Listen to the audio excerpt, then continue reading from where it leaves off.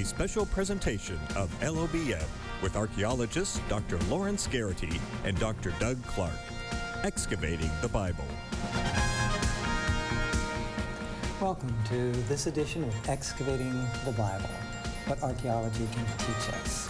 This program is dedicated to exploring the contributions of Middle Eastern archaeology to our understanding of and appreciation for the Bible. I'm Doug Clark, Director of the Center for Near Eastern Archaeology at La Sierra University in Riverside, California, along with my co-host, Dr. Larry Garrity, also of La Sierra from before my time at La Sierra, and longtime archaeologist as well. And we welcome two guests who've been on our program before, Monique Vincent and Kent Bramlett. We'll hear a little bit more about them. Also connected to La Sierra University as well as teachers and curator of our collections labs and so on. We are going to talk this time about archaeological ethics. And we don't want it just to be theoretical, so we want to be using examples, and we'll have some illustrations, and we have some artifacts on the table in front of us that will illustrate, I think, the challenges that archaeologists face when it comes to ethical issues, handling, dealing with, interpreting, and presenting or publishing our finds. But first of all, something about you. Monique, you are attending the University of Chicago, but where are you in your program and where have you excavated? I'm currently working on my dissertation. I'm studying Near Eastern archaeology. So I've excavated in Turkey. I've excavated mostly in Jordan, however, with the Madaba Plains project at Tel El-Umeri. Back to, what, 2004? 2004. And I think that you are a field supervisor. So we have these fields which are clusters of excavation units. Those we call squares, and there are square supervisors. And you're one of the field supervisors. Field H, with what types of remains, what time periods are represented? Specifically, we've been focusing on a large domestic structure from the Iron Age, from the early Iron Age. A domestic, a home of some kind with expansions out in different kinds of rooms at least. So. And what years would the Iron Age be? Cover a whole range of years, but thinking 1200s down to 500s, so BC. BC, so we're thinking basically the primary period represented in the Old Testament. If we can think about kings and prophets, that's kind of what we're talking about. And Kent, your work has been at the University of Toronto. You finished your PhD there several years ago, and you have excavated where? Primarily in Jordan, Tel El-Umeri with you and Larry. And I also worked with the University of Toronto at their excavation in Turkey, not too far from Monique's excavations. But it's 20 years ago now that I began in Jordan, my very first dig. That's right. 1994. It was 1994, that's right. Right. So we have a 2004 and a 1994. Larry, you began excavating in the Middle East before Back in the 60s. Yeah. So starting with Siegfried Horn at Heshbon. That was in 68. Before that I worked in Israel at Gezer with Bill Deaver. And during my graduate work I worked around Jerusalem and at Khirbet el-Kom, or Hebron. But it's primarily in Jordan. After Heshbon we went to Jalul, and then finally at Umeri, where we've been working since 1984. And you came along in 1973, shortly after we began at Heshbon, and so we've worked together, believe it or not, for 40 years. 40 years, think about that. And we wish 40 plus years for these folks, yes, right. For Monique and for Kent too. One builds relationships. It's not just that we know more about the site where we're excavating, because we've actually excavated most of it ourselves, but we develop relationships with people in the country. And since the topic of this edition of Excavating the Bible is ethics, I think we also develop greater ethical sensitivities. We pay attention because we have to. We're finding things, and what do we do with them? Well, we think about ethical principles that guide us in doing so. So I think as we've heard about your experience that experience contributes to this conversation about ethics. And so we want to find out about that. What is ethics, and what does it have to do with archaeology, and why would it even be important? You know, being honest and being truthful and being forthright about what you find, and if you don't know what it is, being willing to say that you don't know, and giving the various possibilities. Sometimes people in archaeology who are interested in the Bible have talked about proving the Bible true. But I think most of us would rather say the balance of probabilities suggests this date or this artifact could be used this way, and so on. And so we want to try and not mislead people because of some kind of a theory we're trying to push. At least that's involved in the issue of ethics. Absolutely. Right, and trying to make one's discoveries more sensational by making sort of tenuous connections with the Bible, just for fundraising purposes, perhaps, or Often get for fundraising. publicity. Right, that's ethical issues that one has to deal with. Right, right. Now, if you could look for a minute, Kent, at the artifacts over on the right part of the table here. We have referred to these in another edition of Excavating the Bible. They come from, typically we think, the 10th century BC, time of what? David Solomon, kind of, that's how the time period. So what's the big deal, and what would ethical, that is strong, moral, ethical principles lead us to do with these?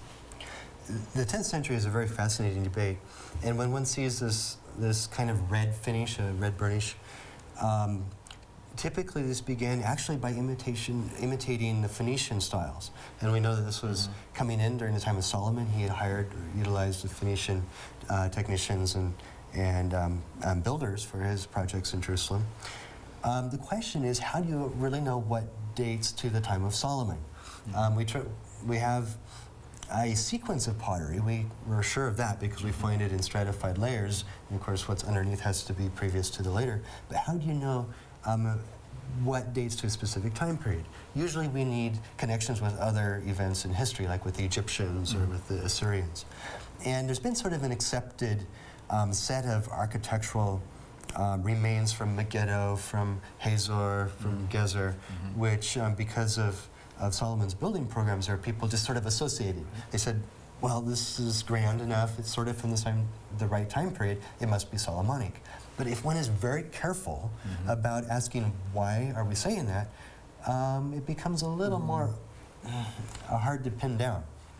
And so within the last few years, it really started in Israel with an Israeli archaeologist, but he questioned this connection with Solomon of many of these layers and artifacts.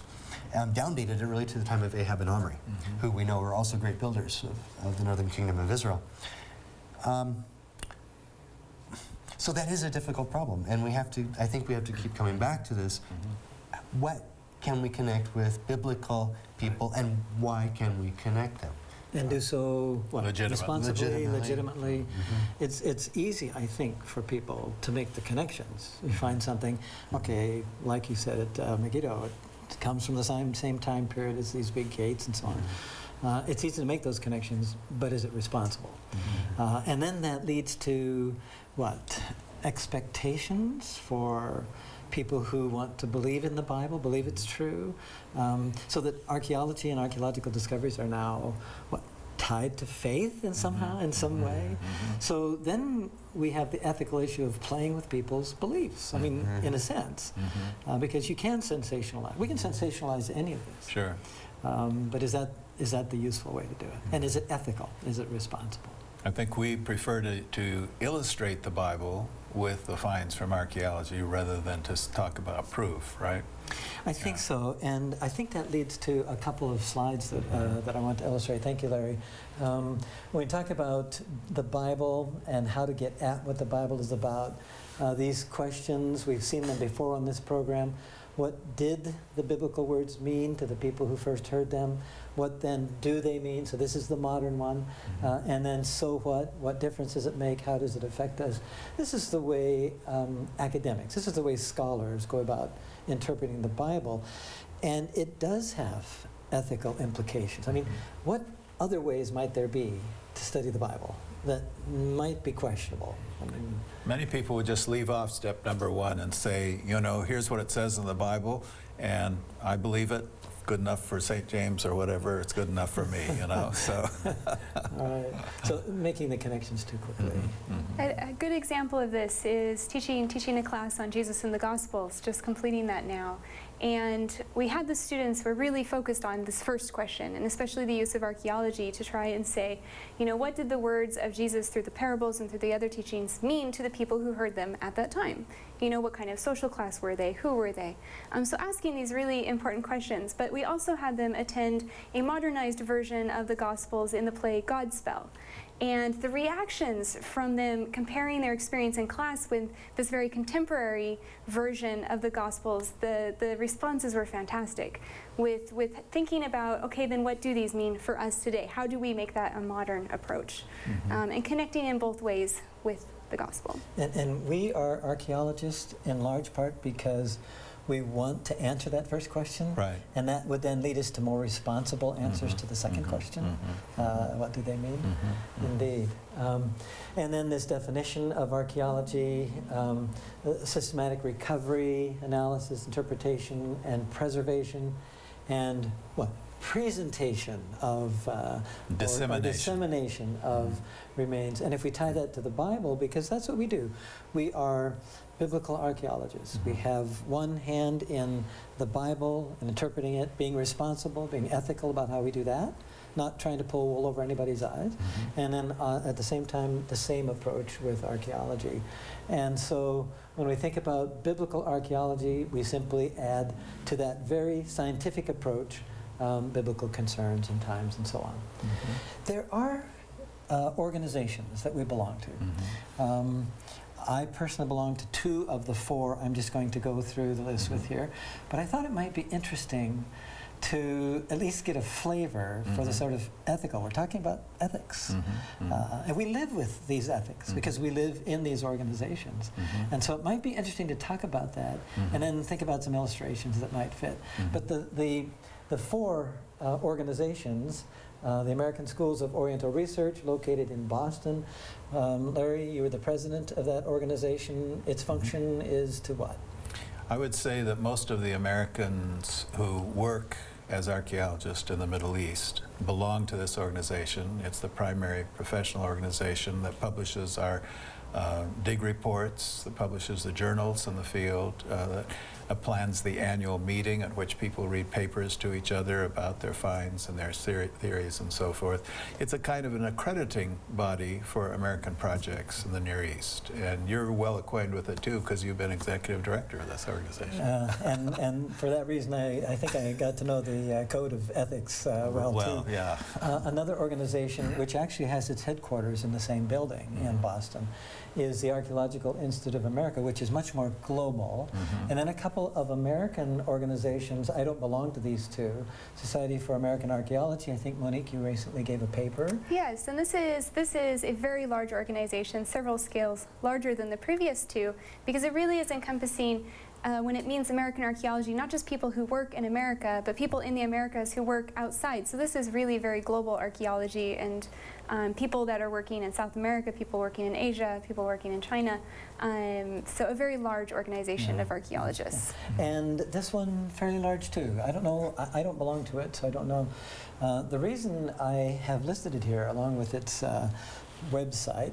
Nobody's going to take the time, I don't think, to write all of that down. But the reason I wanted to put this here, and these 4 organizations, is because they do provide us with guidelines to do our work ethically and responsibly. Why would it even be important? I want to refer to a couple of those, but why is it important? We're doing biblical archaeology. Wouldn't what we do be ethical anyway? I mean, why is it important to talk about this when we're talking about archaeology of Jerusalem or the archaeology of Jericho or the archaeology? Why is it important to think about this? You know, you and I have work that has been stopped because people illegitimately got into the country without the proper authority, began to explore for Moses' tomb, for instance, used dynamite to open up the tomb, and got us all into trouble because people didn't follow the rules. there are numerous people who don't follow the rules. Right. In fact, when we think about this connection between archaeological finds and faith, there are lots and lots of popular, even evangelists and speakers. Thinking of one who has had a strong impact on Adventists, the Ron Wyatt connection. He had a whole, still has a live museum. A museum and websites, very well done. He passed away several years ago. But we're getting into areas of using artifacts to prove the Bible, and also in the process to do some unethical things with documents that he would then show as legitimate to give him permission to dig. So, we have to think about this. With Photoshop, you can prove almost anything by putting the things together. You can do a lot. You can do a lot. Right. Just a couple of illustrations from the American Schools of Oriental Research. Be careful how one does archaeology, and for good reasons. ASOR's policy, we don't have a quiz on this, okay? I'm just going to look at a couple of sentences. ASOR's policy is based upon and derived from the principle that its primary responsibility, this organization of which you were president and I was executive director, is one of stewardship of the archaeological record. That means protecting it. That means advocating for it. That means presenting it. That means disseminating information about it. So all of those things. And it gets into areas like sites and different kinds of artifacts. Looting. All of these documents from these four institutions have to do with, or deal with looting in one place or another. And we could talk about some of the artifacts that are here. Not all of these have we excavated ourselves. Some of them have been given to us by people in the Middle East who actually acquired them through people who looted them. Not intentionally wanting, most of the time, to do something wrong or illegal, but maybe they were adding on to their house and they came across a tomb. And so they said, this probably has some worth, and so they went into town and sold it to an antiquities dealer, who in turn tries to sell it to tourists. And we have a friend in Jerusalem who ended up giving us thousands of these artifacts, and we've worried about ethics, haven't we? And what is our responsible thing? We didn't seek this, they came to us, we want to use them properly. They're wonderful things to use in teaching and to show people what life in Bible times was like. And yet we don't want to do our work in such a way that it encourages looting. And so we worry about these kinds of things. That's the very biggest issue, that if whatever we do, whether it's publishing, whether it's displaying, whether it's buying, whatever we do, if it somehow encourages more looting, then we have contributed to extremely unethical practices and have hurt the discipline. And most of the countries in the Middle East, it is illegal to sell antiquities. The only exception is Israel, where it's still possible to do that legally. Now, I think I want to point at this time to an example. This large vessel here, Kent, this is early Bronze Age. What is it, and what do these handles tell us about the time period? Well, this is very typical of the early Bronze Age. So that's the 3rd millennium BC. Ledge handles, we call these sorts of handles that protrude like ledges. They're very typical of that time period, and the flat bottom. Oddly enough, storage jars, don't often have flat bottoms after this period. People dug them down into the floors of their houses a little bit.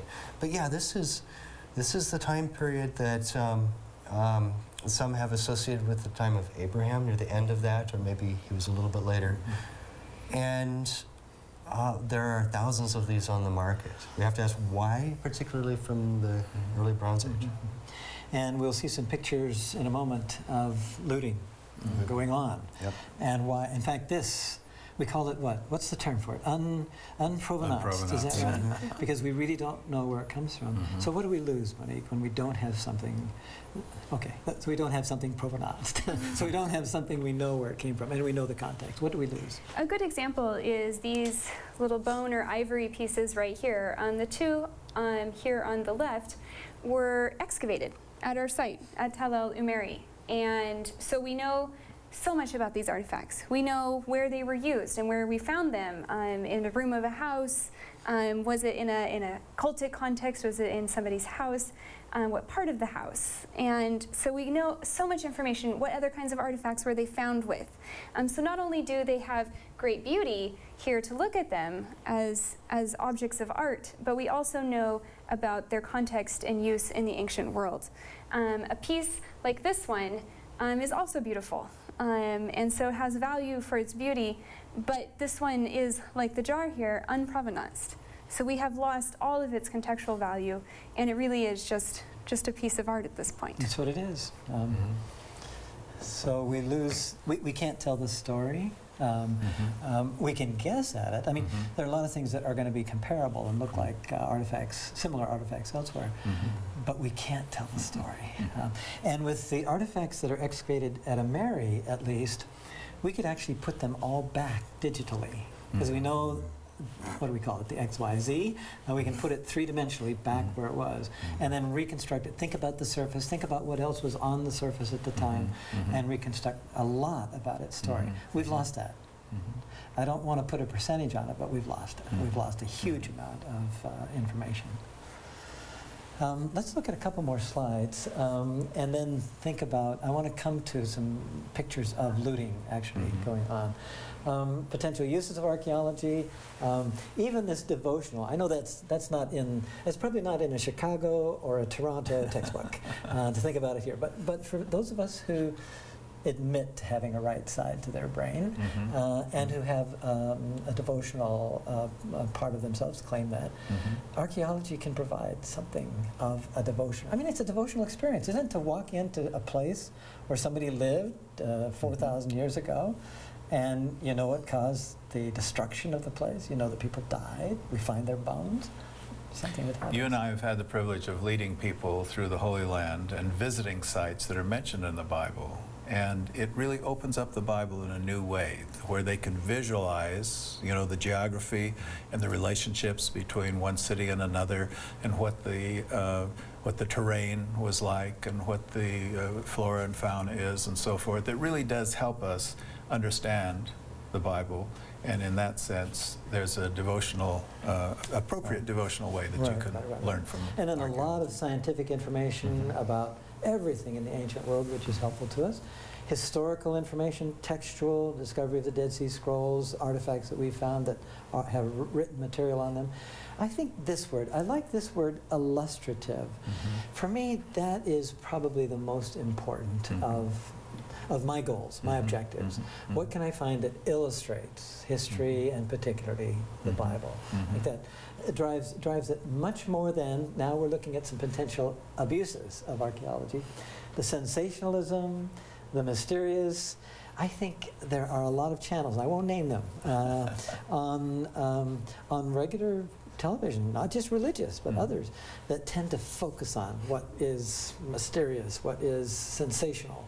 And I'm not sure that that's helpful. Like the way you've spelled archaeology yes, there. even that. I mean, we'd all be excited with the discovery of Noah's Ark. It hasn't been found, and people make a lot of it, and the Ark of the Covenant and so on. And we'd probably get some calls on my statement there, but you know, it is really hard. Techniques that destroy everything, at least in the past, people would excavate down, clear off stuff quickly because they wanted to get to the real stuff, the time of the Old Testament or whatever. I think this one deserves a little bit of attention. Attempts to prove the Bible. All of us would like to prove the Bible. Is archaeology capable of doing that? Can archaeology prove the Bible? Or can we change the terms here just a bit to get something closer to what archaeology actually can do? What do you think? You know, archaeology obviously has been very helpful to us in understanding the Bible. I mean, archaeologists have found the names of at least 50 people who are mentioned in the Bible, and they've been found in seals or seal impression or inscriptions and so forth. So obviously you can say in that sense the existence of certain people has been proven to exist if we understand everything correctly, you know. But much more helpful is the light that it throws on the Bible, the context, the times in which people lived, what the customs were, and so forth. That's the kind of thing that archaeology really helps us with. There's a sense in which it seems to me that attempts to prove the Bible are really more interested in the authority of the Bible. Right. And illustrating the Bible is much more interested in what we can learn from it. So maybe that is a kind of a dividing line that might be important. But let's get to a couple of illustrations of, well, looting. We talked about looting. Now, these next 3 slides, you might want to cover your eyes because they are really quite graphic if one thinks ethically and morally. This is a site in Iraq. This was in the last, 15 years, I think. So here we have real archaeology going on, but the rest of this is all looting. It's all people digging into tombs and finding things. And they're not only digging down, they're digging tunnels. And so they're finding things to get them to the market. Another site in Iraq, all of these are in Iraq. The archaeological work, but look how far the looting extends around this site. You have to imagine how many of the artifacts from here are in American homes or European homes. Thousands of cuneiform tablets, which are extremely important, they tell us a lot about ancient world, have been stolen from those various kind of looting. And you lose, I mean, people say, well, you can still translate them, but you don't have them in their library That's contacts. right. You don't know. You know, the other works that were put together with them. And here is also in Iraq, people saw the helicopter taking pictures of looting and they were waving because, this is income. This is their source of income. Hard ethical questions. But I want to thank you, Monique and Kent and Larry, and all of you for joining us for this edition of Excavating the Bible.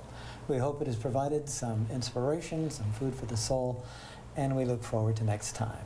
Until then, think ancient, keep believing, and keep exploring. For Excavating the Bible, I'm Doug Clark.